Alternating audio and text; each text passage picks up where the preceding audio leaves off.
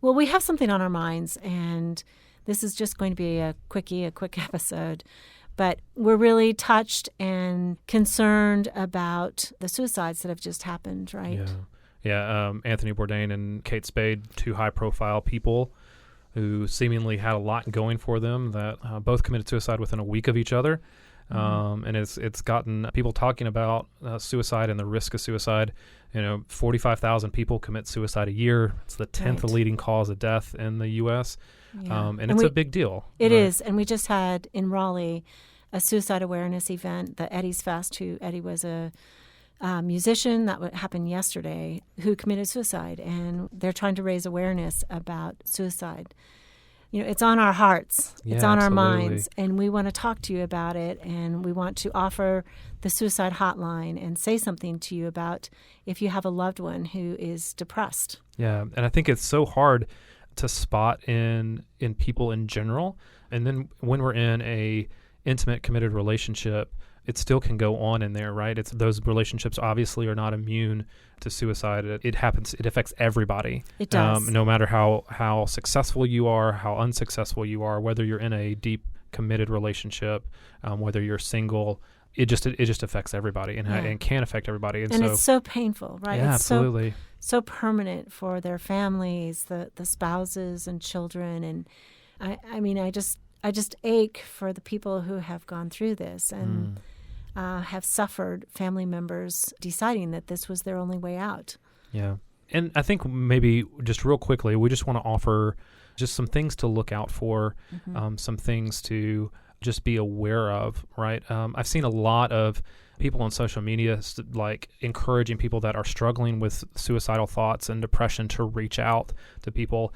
And one of the things, it's something that I've faced before in my life, and I know that when you are feeling that way, that's the last thing that you're going to do, right? More often than not, you're not going to reach out, not in a direct way anyway. You may be reaching out in subtle ways, but it's going to be really difficult for somebody that's struggling with depression, suicide to reach out.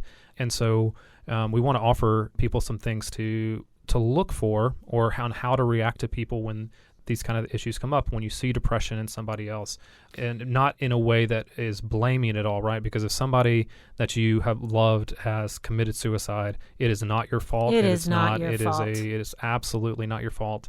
It's a choice that somebody else has made. That's right. But there's a lot of guilt there. So not talking about it from a guilt standpoint, right? We don't want to suggest that you can prevent this, right? Because sometimes you really can't, and sometimes it is so random. But there are signs that people are getting too depressed and need your help. And one of them would be withdrawal. Yeah. They seem to not be attending functions that you would expect them to show up at. Maybe they stop going to work. Maybe they are starting to use substances like alcohol or drugs in a way that increases their withdrawal. Yeah, they may be reducing contact with you, not sharing as much, hiding more.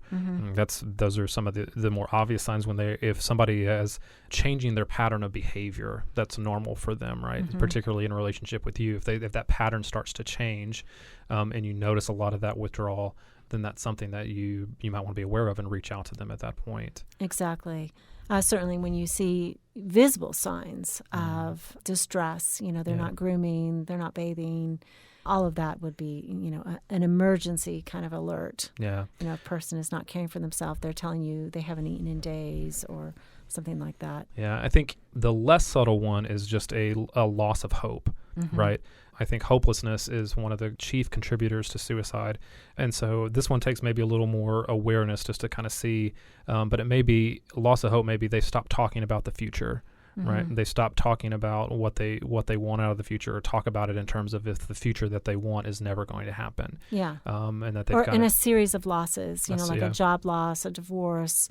When people are vulnerable, your partner or your friends, when they suffer those kinds of life-altering events that are devastating to most people, but maybe they come in a series, that person is more vulnerable to depression. Yeah. I think one of the things that these high-profile suicides have highlighted as well is that when people are super successful or when they look as if they've got it all together, that being able to acknowledge the stress that places on somebody is really important, as opposed to I think sometimes my own jealousies and my own insecurities can come up, and I look at somebody that's super successful and say, well, they've got it all together, so surely they're not going to be affected by things like depression or anxiety or hopelessness. Money can't buy you love. You know, I mean, it's true, is that money doesn't buy happiness. And all that success doesn't necessarily mean that a person's personal life is going okay. Yeah, it can create a lot of pressure, right? It can create a lot of pressure then to maintain it. There's other pressures, yeah. Once you get there, then you have to stay there, right? And so it can create a lot of pressure. So being able to ask how they're doing, to ask those probing questions, how they're handling that. And I think people are afraid. They're afraid to ask, well, how bad is it, the depression? You know, have you ever thought about ending your life, or where are you really at? Because they're afraid they will be suggestive, and they'll put that thought in the person's head. And that's really a myth, and that's a myth that needs to be dispelled. Talking about suicide does not lead to more suicide. Exactly. It actually relieves the person. And I think we need to say, what would you do too if your friend said to you, you know, I've thought about suicide. What are the next steps? I think the next steps are really to start to gauge how serious it is, right? There's different levels. Not all suicide ideation is the same, but all suicide thoughts should be taken seriously. And so I think you have to determine if they have a plan, first of all, like if they've thought about how they're going to carry it out, if they have the means to carry it out. So if they say, well, if I do it, I'd shoot myself, and I have a gun. Yeah. That's a really serious threat. Yeah, that's something you need to start to contact somebody about for sure. If it's persistent thoughts, but they don't have a plan and they don't have the means to be able to carry that out, then it's more of, how do we get you help? How do we get you in to see a therapist? How do we start to address that? But these people are not necessarily mental health practitioners out there. We don't want you to feel like you have to make that call. No. I think first thing would be to take it seriously and say, okay, let's get you some help. And the more imminent it feels, the more drastic the response should be. I mean, if you're away from your partner and you know, or let's say even your friend, and your friend says, look, and I'm really contemplating suicide tonight, I mean, I would not hesitate to call 911. Yeah. I would call 911 and give the address and say, I'm on the phone with my partner. I mean, everybody's got 2 cell phones around or something, a hard line, and do that.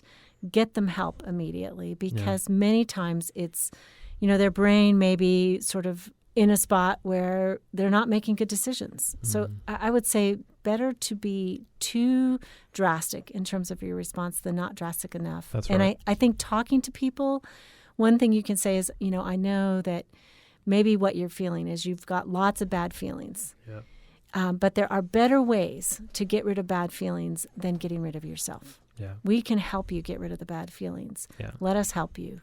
And get them into therapy, drive them to the psych, ward, drive them to the emergency room. Yeah. I mean, really, truly, drive them to the emergency room, or call out the team. There are often mental health teams in your communities that are available.